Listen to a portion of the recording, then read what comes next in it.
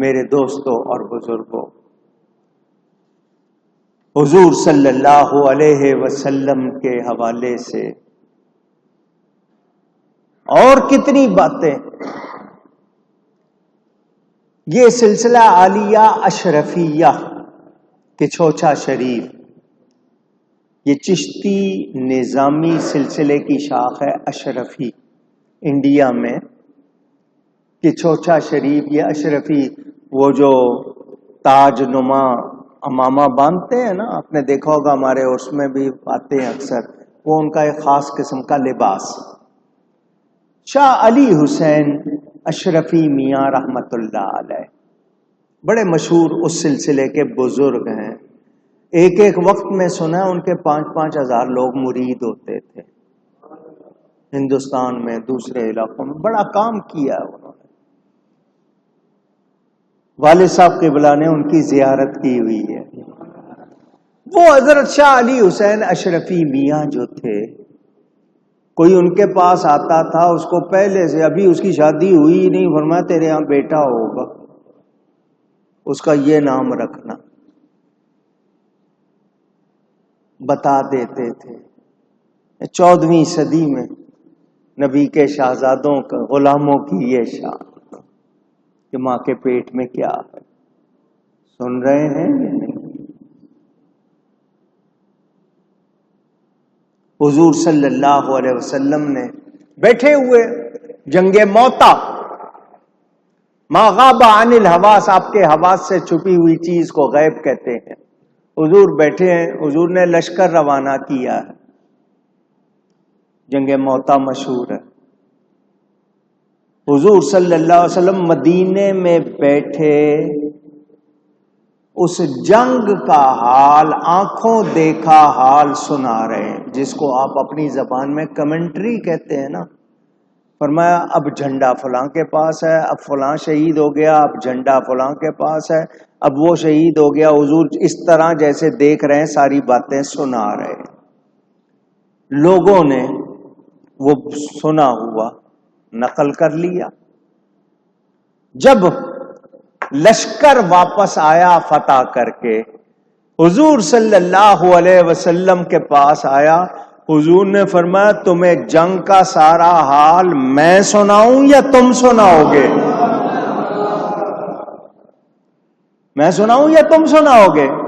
انہوں نے عرض کی حضور آپ ارشاد فرمائے. حضور نے سارا نقشہ، سارا حال بیان کیا. آنے والوں نے کہا آپ کے بتانے میں اور وہاں جو کچھ ہوا اس میں کچھ فرق نہیں.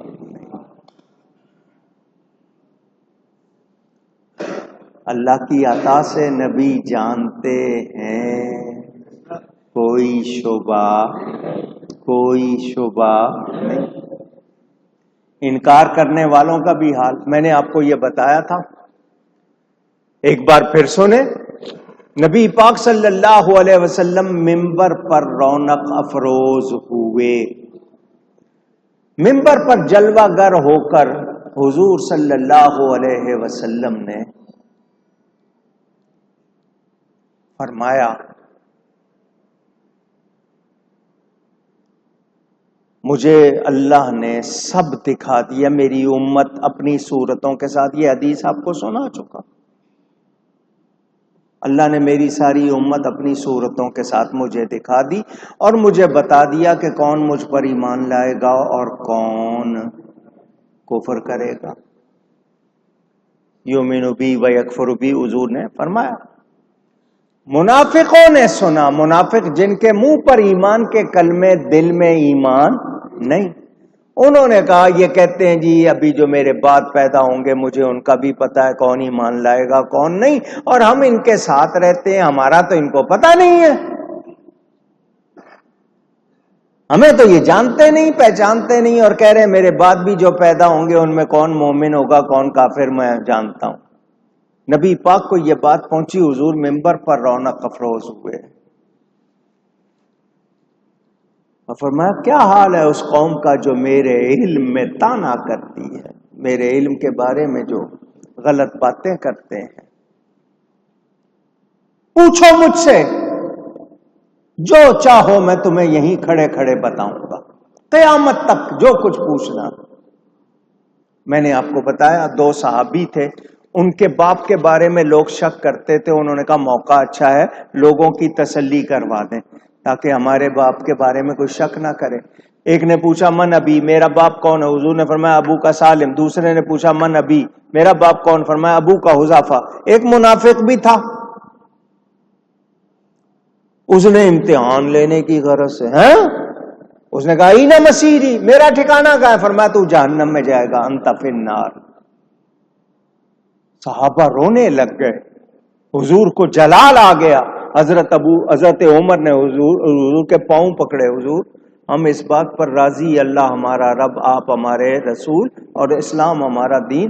حضور مہربانی کیجئے, آپ کو جلال آ گیا کہ پتہ نہیں کیا حال ہو جائے گا. لوگوں نے مذاق بنا لیا, امتحان کرنا شروع کر دیا. یہ حضور صلی اللہ علیہ وسلم نے اعلان فرما دیا. پھر حضور نے اپنی مسجد میں اعلان کیا منافق میری مسجد سے نکل جاؤ. جتنے منافق ہیں میری مسجد سے اونچی. کون فرما رہے ہیں؟ مسجد سے فرمایا نکل جاؤ. وہ بیٹھے رہے کہ ان کو کیا پتا,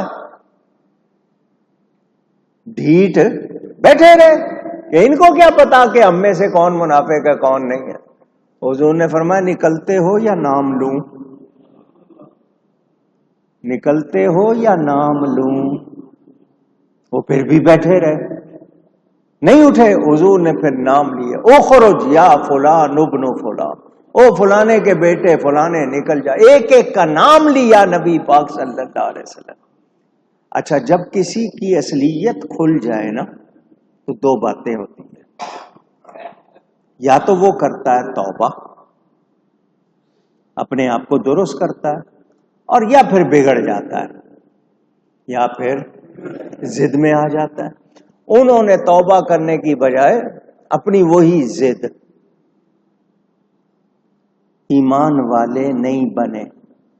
ایمان والے نبی کے پیچھے نماز پڑھتے تھے وہ لوگ منافق, نبی کے بارے میں کہ جی ان کو کیا پتا. میں سورہ توبہ کی جب تفسیر بیان کر رہا تھا آپ کو ساری باتیں میں نے سنائی تھی. جو آتے ہیں انہوں نے سنی سب کچھ. وہ کہتے تھے یہ ان کو کیا پتا ہم ان کے پیچھے کیا کر رہے ہیں, یہ کیا جانے. حضور صلی اللہ علیہ وسلم نے نکال دیا.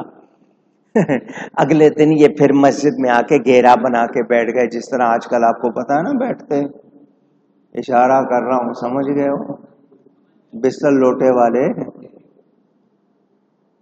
صحابہ نے ان کو کہا تمہیں نبی نے نکالا, پھر آگے ہو جی ہم اللہ کی باتیں. فرمایا نکلوتے ہو یا نہیں, اٹھاؤ ابن ہشام. صحابہ نے دھکے دے کے نکالا. نبی کے علم میں تانا کیا, نبی جانتے ہیں یا نہیں, جانتے ہیں یا نہیں. میں نے آپ کو ساری باتیں سنائی ہوئی ہیں, دوہرا دیتا ہوں بار بار آپ کو تاکہ پتا ہو. اللہ کی عطا سے نبی جانتے ہیں. حذیفہ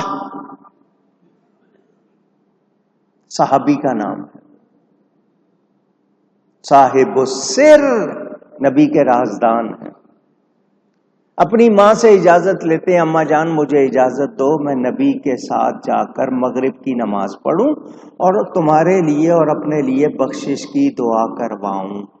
یہ مضافات میں رہتے تھے. سبب ایک ہوتا ہے نا بستی, اور ایک ہوتا فاصلے پہ, جیسے کچھ تھوڑے فاصلے پہ بستی ہوتی ہے, اس کو مضافات کہتے ہیں. سبب انگلش والے کہتے ہیں. ماں نے اجازت دی, یہ آئے مسجد نبوی پہنچے, مغرب کی نماز نبی کے ساتھ ادا کی. کیا نیت لے کر آئے؟ اپنی ماں کے لیے اور اپنے لیے بخشش کی دعا کر.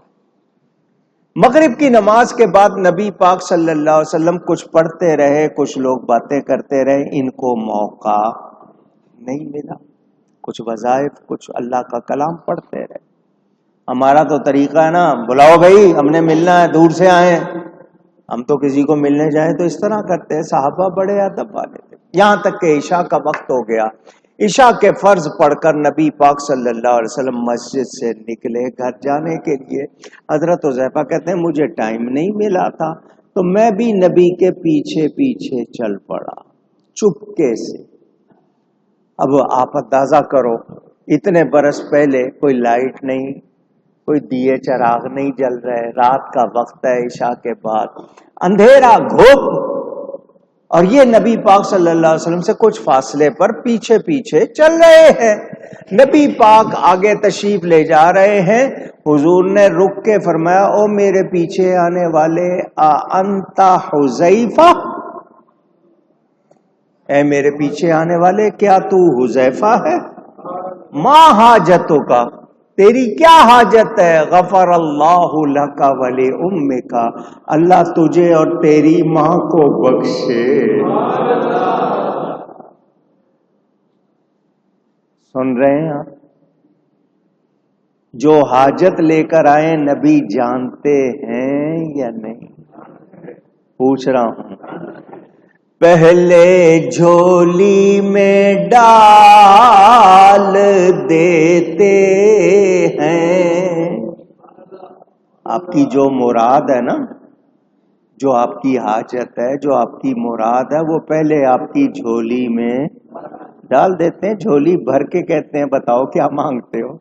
پہلے جھولی میں ڈال دیتے ہیں، اس پہ اذن سوال دیتے ہیں.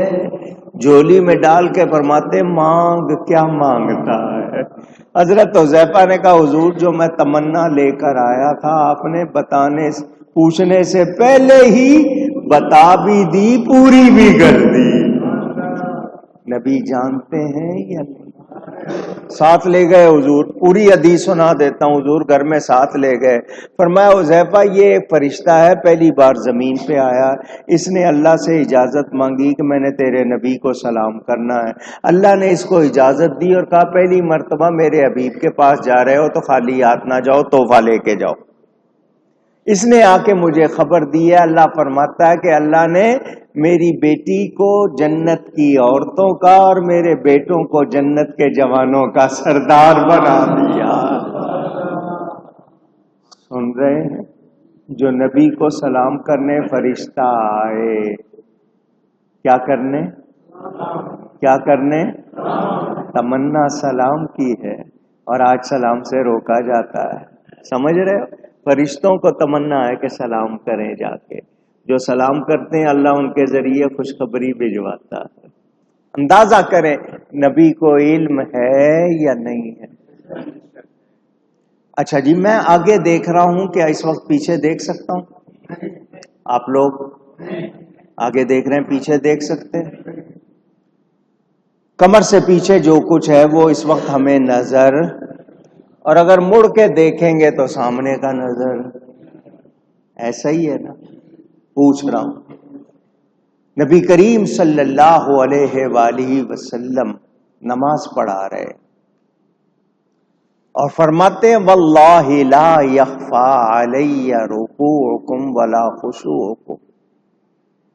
اللہ کی قسم اٹھا کے فرمایا اور میرے پیچھے والوں یہ نہ سمجھو میرا منہ سامنے کی طرف ہے تو مجھے پیچھے نظر نہیں آتا. اللہ کی قسم اٹھا کے فرمایا میں تمہیں پیچھے سے بھی اسی طرح دیکھ رہا ہوں جیسے آگے دیکھتا ہوں. تمہارا رکوع اور خشوع مجھ سے چھپا ہوا نہیں. اچھا، رکوع ایک حرکت ہے کہ آپ کا سر اور آپ کی کمر ایک لیول، ایک سطح پر ہو جائے، یہ تو ایک حرکت ہے. خشوع تو دل کی کیفیت کا نام ہے کہ اللہ سے کتنا ڈر رہے ہیں. حضور کیا فرما رہے ہیں؟ نہ تمہارا رکوع مجھ سے چھپا ہوا ہے نہ خشوع. کیا مطلب؟ تمہاری حرکت بھی، تمہارے دل کی حالت بھی میں دیکھ رہا ہوں. ان سے کچھ چھپا ہوا اونچی نہیں ہے.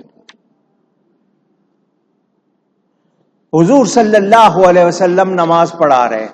حضرت ابو ہریرہ رضی اللہ تعالی عنہ روایت کرتے ہیں ظہر کی نماز تھی، حضور پڑھا رہے.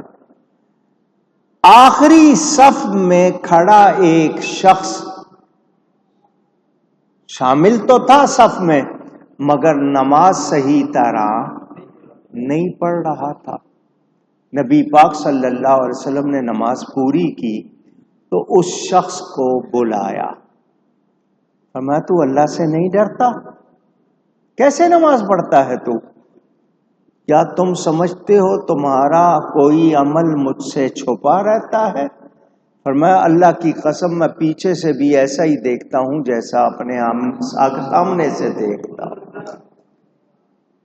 اب وہ آدمی درست نماز نہیں پڑھ رہا تھا، آخری صف میں کھڑا تھا. وہ صف کتنی صفوں کے بعد تھی؟ 4 تھی، 6 تھی، 10 تھی، کتنی صفیں تھی. نماز میں کیا غلطی کر رہا تھا اس کے ساتھ کھڑے ہوئے شخص کو پتا نہیں. وہ رکوع میں جلدی کر رہا تھا یا سیدھا کھڑا نہیں ہو رہا تھا یا اس کا کون سا عمل؟ میرے نبی سب دیکھ رہے.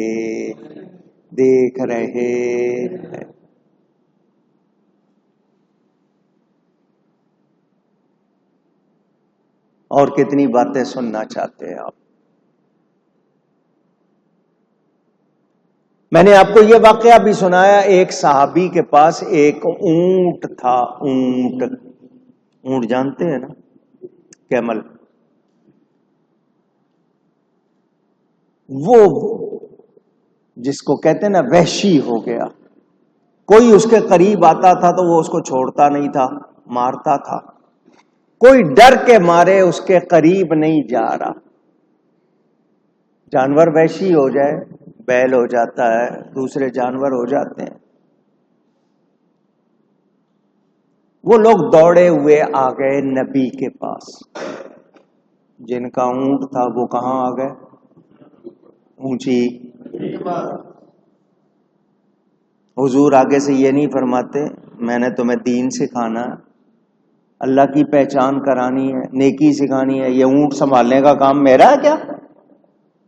تمہارے اونٹ ویسی ہو جائیں تو میں ان کو سنبھالوں، یہ میرا کام نہیں. حضور نے ایسا، اور صحابی بھی جانتے ہیں ہر میرا نبی وہ ہے جو ان کے پاس آئے تو یہی اللہ کی عطا سے ہماری مشکلیں دور کرتے.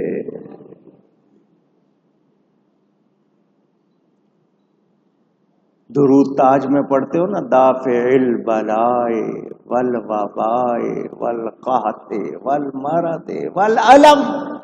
یہ نبی ہے جو دور کرتا ہے بلاؤں کو اللہ کی عطا سے.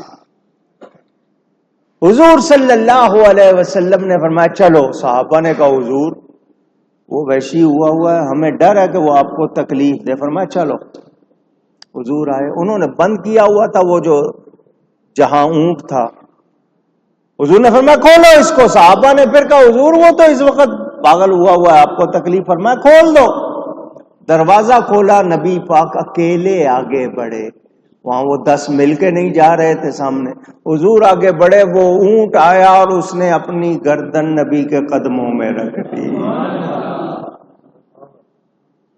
نبی پاک نے کیا فرمایا وہ سننا. فرمایا کوئی شے ایسی نہیں مگر وہ جانتی ہے میں اللہ کا رسول ہوں. سوائے یہ جو سرکش لوگ ہیں نا، جن و شیاطین، ان کے سب جانتے ہیں میں اللہ کا رسول ہوں، نبی ہوں، سب جانتے. اس اونٹ کو پتا تھا. وہ آیا، حضور نے اس کی رسی پکڑی اور لوگوں کے ہاتھ میں دے دی. لو اب یہ تنگ نہیں کرے گا.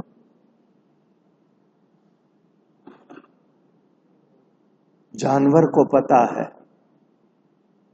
جانور کو پتا ہے کہ یہ اللہ کے رسول ہے، اور لوگ نبی کے علم کا انکار کر رہے ہیں.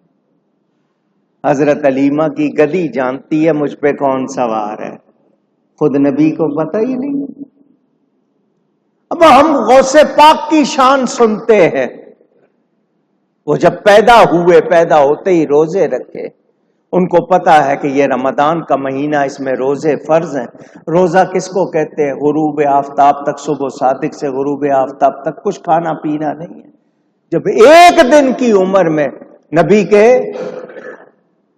400-450 سال کے بعد پیدا ہونے والے بچے کو پتا ہے ایک دن کی عمر میں میرے نبی کی کتنی شان ہو، نبی کے علم کا انکار کرتے ہو. منہ پھاڑ کر کہتے ہو یہ نہیں جانتے تھے، وہ نہیں جانتے تھے، تم کچھ نہیں جانتے ہو۔ میرے نبی اللہ کی عطا سے سب کچھ جانتے ہیں۔ ملکوت و ملک میں کوئی شے نہیں وہ جو تجھ پہ آیا نہیں۔ کائنات میں کوئی ایسی چیز نہیں جو حضور پر کھلی بھی نہیں ہے۔ حضور سب کو جانتے ہیں۔ میرے دوستوں اور بزرگوں، واقعات ایسے نہیں ہیں کہ میں ایک دو کہوں، سناتا رہوں گا تو واقعات کی کمی نہیں ہے۔ کس کس کو کیا فرمایا، کیا بتایا، حضور صلی اللہ علیہ وسلم نے سب کو سکھایا۔ میرے دوستو، آپ کو بدری کے واقعے میں نے سنایا تھا، دو آدمی مکہ میں بند کمرے میں بیٹھ کر طے کر رہے ہیں۔ ایک نے کہا میں تیرا گھر بار کا خرچہ سب کچھ لیتا ہوں، وہ معاذ اللہ معاذ اللہ معاذ اللہ نبی پاک کے قتل کا ارادہ رکھتا تھا۔ دوسرے نے کہا میں دوں گا پیسے۔ وہ آیا، نبی پاک نے سارا کچھ اس کو بتایا یا نہیں بتایا؟ وہ مسلمان ہوا، پھر مسلمان مجاہد بنا۔ آپ نے حضرت عباس کا واقعہ سنا، نبی پاک چچا سے کہہ رہے ہیں گھر سے فدیہ منگاؤ، وہ کہتے ہیں کچھ نہیں ہے۔ حضور نے فرمایا جب چلے تھے میری چچی کو سونے کا اتنا بڑا پتھر دے کے آئے تھے یا نہیں دے کے آئے تھے؟ حضرت عباس کانپنے لگ گئے۔ 300 میل کا فاصلہ، بند کمرے میں میں اپنی بیوی کو سونے کا پتھر دے رہا ہوں، جو کہہ رہا ہوں نبی دیکھ بھی رہے ہیں، سن بھی رہے ہیں۔ اللہ نے کچھ بھی چھپایا ام ورقہ رضی اللہ تعالی عنہ، صحابیہ، نیک خاتون، ان کو بہت شوق تھا کہ مجھے شہادت نصیب ہو۔ حضور بدر کی تیاری میں تھے تو انہوں نے عرض کی حضور مجھے بھی اجازت دیں میں شامل ہو جاؤں جہاد میں، زخمیوں کو مرم پٹی کروں گی، پانی پلاؤں گی۔ حضور نے فرمایا تم گھر پر رہو، تمہیں شہادت کا درجہ گھر پر ہی مل جائے گا، گھر پر ہی مل جائے۔ اس وقت تو ان کا دل ٹوٹا کہ مجھے نہیں لے جا رہے ہیں، مگر یقین ہو گیا کہ شہادت نصیب ہوگی۔ یہ ان کو زندگی میں نبی پاک نے شہیدہ کا سنا دیا کہ تجھے شہادت کا درجہ مل جائے گا۔ لوگ ان کو ام ورقہ شہیدہ کہنے لگ گئے کہ نبی پاک نے ان کے لیے فرما دیا۔ حضور صلی اللہ علیہ وسلم کے ظاہری زمانے میں پھر حضرت ابو بکر یہ بڑھاپے کی وادی کو پہنچ گئی، یعنی عمر اتنی بڑھ گئی تو شہادت تو مل نہیں رہی، ابھی تک اتنا ہو گیا۔ حضرت عمر کی خلافت کا دور تھا۔ ام ورقہ کے ہاں ایک غلام اور ایک لونڈی تھی، نہ جانے انہوں نے کیا ہوا، انہوں نے اس کا سارا مال ٹھکانے لگانے کا پروگرام بنا لیا۔ دونوں نے ایک رات ان کو گلا دبا کر شہید کر دیا۔ ملازموں نے نبی کا فرمان پورا ہوا یا نہیں ہوا؟ اونچی 16 سال گزر گئے تھے بدر کو، اس کے بعد جا کر یہ شہیدہ ہوئی، مگر حضور نے پہلے ہی خبر دے دی تھی یا نہیں؟ حضور احد پہاڑ پر ہے، وہ نبی کے آنے کی خوشی میں جھومنے لگا، ناچنے لگا۔ حضور نے ٹھوکر ماری ایڑی سے، فرمایا کیوں ہلتا ہے؟ تجھ پر ایک نبی ہے، ایک صدیق ہے، 2 شہید ہیں۔ حضرت عمر بھی ساتھ تھے، حضرت عثمان بھی ساتھ تھے، حضرت ابو بکر بھی ساتھ تھے، دونوں نے شہید ہونا تھا۔ نبی نے خبر دی یا نہیں دی؟ جانتے ہیں یا نہیں؟ جو ہو چکا، جو ہونا ہے، میرا نبی سب جانتے ہیں، کوئی شبہ نہیں۔ ایڑیوں کا وقار دیکھیں، وہ ایڑی ماری، احد کا ہلنا بند ہو گیا۔ علماء فرماتے ہیں وہ تو خوشی میں ناچ رہا تھا کہ نبی میرے اوپر آئے، لیکن نبی نے اس کو بتا دیا اور جو خبر دی وہ صحیح ہے یا نہیں ہے؟ میرے دوستوں اور بزرگوں، عمیر اور صفوان کی بات آپ کو بتائی، حضرت عباس کی بات بتائی، حضور صلی اللہ علیہ وآلہ وسلم، میں حضور غوث پاک کی باتیں سنتا ہوں، میں اس کے علاوہ اولیاء کرام کا ذکر سنتا ہوں، حیران رہ جاتا ہوں، لوگ نبی کے علم پر شبہ کریں۔ اللہ نے اپنے پیاروں کو اتنی شان دی ہے تو نبی پاک تو سب سے اعلی مخلوق ہے، کوئی شبہ۔ یہ بیان ابھی جاری ہے علم غیب کے حوالے سے، انشاءاللہ مزید عرض کروں گا تاکہ آپ لوگوں کو اور زیادہ یقین ہو جائے کہ اللہ کی عطا سے میرے نبی سب کچھ، اور نبی کہتے ہی غیب کی خبریں دینے والے، اور ہمارا یقین سب سے اولا و اعلی ہمارا صلی اللہ علیہ وآلہ وسلم۔ 2-3 باتیں کرنی ہیں، اس لیے یہاں پر یہ روک رہا ہوں، باقی بیان انشاءاللہ آئندہ۔